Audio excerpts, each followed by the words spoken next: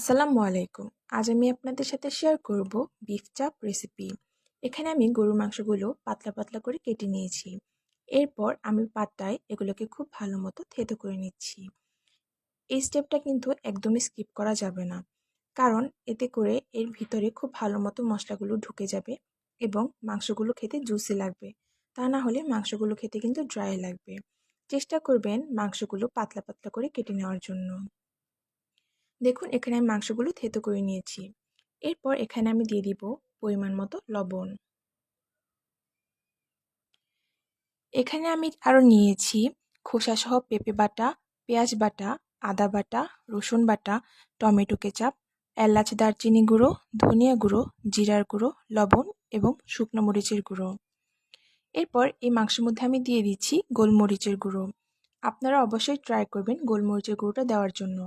এতে করে খুবই সুন্দর একটি স্মেল আসে এবং খেতে খুবই ফ্লেভারফুল লাগে।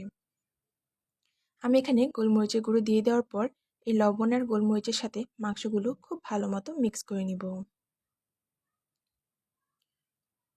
দেখুন আমি কিন্তু মাংসগুলো খুব ভালো মতো মিক্স করে নিয়েছি। আর আপনারা দেখতেই পাচ্ছেন আমি কতটা পাতলা করে কেটে নিয়েছি মাংসগুলো। ট্রাই করবেন সারি মাংসগুলো নেওয়ার জন্য, এতে করে এটি খুব ভালো হবে খেতে।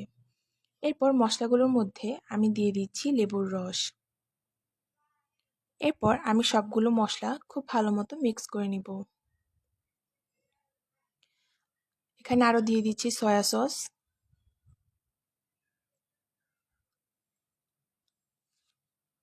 এরপর আমি খুব ভালো করে মিক্স করে নিচ্ছি। এখানে পেঁপে ব্যাটার দেওয়া হয়েছে যাতে মাংসগুলো খুব ভালো মতো সেদ্ধ হয়ে যায়। এই জন্য খোসা সহ পেঁপে বাটাটা দেওয়া ট্রাই করবেন। এরপর এখানে আমি মাংসগুলো দিয়ে খুব ভালো মতো মেখে ম্যারিনেট করে রাখবো 2 ঘন্টার মতো।